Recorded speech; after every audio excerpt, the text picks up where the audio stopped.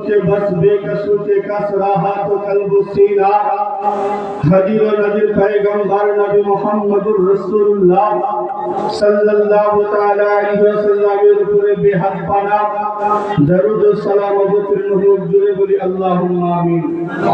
बिरादर ने मिल्लात इस्लामिया उपस्थित स्टेজে আজকের সবার সুযোগ্য সুরক্ষ নির্বাচিত নির্ধারিত সভাপতি মহাশয় স্টেজ উপবিষ্ট ওলামা ইকরাম তোলাবায়ে ইলম আমার সম্মুখে রাসূল প্রেমিক মুসলমান সকলকে আবারও জানাই অন্তরের আন্তরিক সালাম। আসসালামু আলাইকুম ওয়া রাহমাতুল্লাহি তাআলা ওয়া বারাকাতুহু। बिरादर मिल्लात इस्लामिया আমি যে আয়াতে কারিমা তেলাওয়াত করেছি এই আয়াত অতি সুপরিচিত আয়াত, তাই না? আমরা সবাই আয়াতটা শুনে থাকি, আর এমন কেউ নাই যে কেউ শুনেনি, কারণ জানাজার ময়দানে গেলে এই আয়াতটাই পাঠ করা হয় বেশি। বিরাদার আয়াতকে সম্মুখে রেখে কিছু আলোচনা করার পূর্বে আপনাকে দু একটা কথা বলে বক্তব্য আগের দিকে নিয়ে যাই। আপনি মাগরিব থেকে নিয়ে এতক্ষণ পর্যন্ত যত বক্তা বক্তব্য রেখেছেন সবাই কিন্তু দরুদের মাধ্যমে আলোচনা রেখেছে, তাই না? দরুদ দরুদ এমন একটি ইবাদত, দরুদ এমন একটি আমল বলা হয়েছে দুনিয়ার মুখে যত আমল রয়েছে ওটা কবুল হবে কিনা তার গ্যারান্টি নাই, কিন্তু দরুদে পাক যখনই কেউ পড়ে সঙ্গে সঙ্গে রব্বুল আলামিন সেটাকে বিনা বাধাতেই কবুল করে। জোরে বলি সুবহানাল্লাহ। দরুদ বলা হয়েছে বান্দায়ে মুমিন যখন রব্বে কাদিরের দরবারে দোয়া করে ওই দোয়াটা আসমান ও জমিনের মধ্যে ঝুলন্ত অবস্থায় থাকে, বলে কবুল হয় না, বলে না কতক্ষণ পর্যন্ত, বলে যতক্ষণ না ওই দোয়ার আগে এবং পরে নবীর প্রতি দরুদ না পড়া হয়। আর আমরা হলাম সুন্নি মুসলমান, আমরা দরুদ পড়তে ভালোবাসি, তাই না? দরুদ পড়ি কিনা? আমরা দরুদ পড়ি। তাই তো কোন এক কবি বলেছে মুমিনো পড়তে রহো तुम अपने आका पर दरूद, मोमिनो पढ़ते रहो तुम अपने आका पर दरूद, ये फरिश्तों का वजीफा अस्सलात वस्सलाम। मैं वो सुन्नी हूँ जमीले ताबी मरने के बाद मेरा लाशा भी कहेगा अस्सलात वस्सलाम।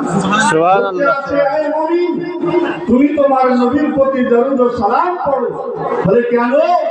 বলে দরুদ ও সালাম ফারিস্তাদের ওজিফা। জোরে বলি সুবহানাল্লাহ। কারণ রব্বুল আলামিন সূরা আহজাবের মধ্যে স্পষ্ট ভাষাতে জগতের মানুষকে জানিয়ে দিয়েছে যে ইন্নাল্লাহা ওয়া মালাইকাতুহু ইউসাল্লুনা আলান নবী, নিশ্চয় আমি আল্লাহ এবং আমার মনোনীত ফেরেশতাগণ নবীর উপরে দরুদ ও সালাম পড়ছি এবং পড়তে থাকি। জোরে বলি সুবহানাল্লাহ। পরের আয়াতে রব্বুল আলামিন ইয়া আইয়ুহান নাস বললেন না, সমস্ত মানব জাতিকে ডাকলেন না, রব্বুল আলামিন বলতে আছেন ইয়া আইয়ুহাল্লাযীনা আমানু, হে ঈমানদারগণ সাল্লু আলাইহি ওয়া সাল্লিমু তাসলিমা, তোমরা নবীর প্রতি দরুদ পড়ো এবং খুব খুব সালাম পড়ো। জোরে বলি সুবহানাল্লাহ। এবার যদি কেউ বলে চায়ের দোকানে নবীর প্রতি দরুদ পড়া যাবে না, তার সঙ্গে তর্ক করার দরকার নেই। কেন? কারণ আল্লাহ তো ইমানদারকে ডাক দিয়েছে, তাই না? যে ইমানদার হবে সে দরুদ পড়বে। যদি দরুদে বাধা হয়, যদি দরুদ পড়তে অসুবিধা হয়, বুঝে নিতে হবে এর দলটা আলাদা রয়েছে। আমরা আকীদার দিক থেকে এটা বিশ্বাস রাখি, আপনি আমি আজকে দিনচির সরজমিনে পড়ে দরুদ ও সালাম পড়তে আছি, এটা আমাদের ঈমান যে আপনার আমার নবী গুম্বাদে খাজরা থেকে শুনতে আছে, তাই না? আকীদা রাখি কিনা? রাখি। আপনাকে কেউ বলবে যেটা কেমন ভাবে সম্ভব, এখানে তুমি দরুদ পড়ছো, ওখানে কেমন ভাবে শুনবে? আপনার কাছে দলিল চাইবে, কারণ বর্তমানে এমন একটা সময় যে দলিল ছাড়া মানুষ আর কিছু বোঝে না।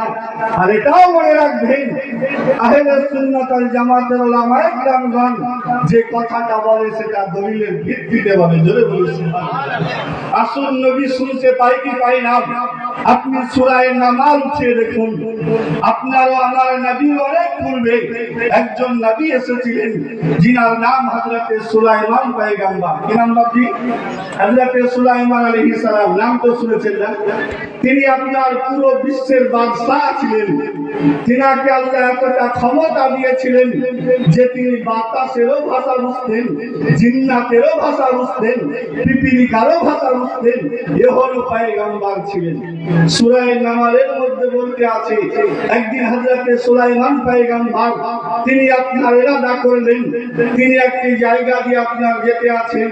তো কোরআনের ভাষাতে বলা হয়েছে যখন হযরতে সুলাইমান আলাইহিস সালাম আপনার ওয়াদি নামাল নামক জায়গাতে যাবে, প্রবেশ করবে।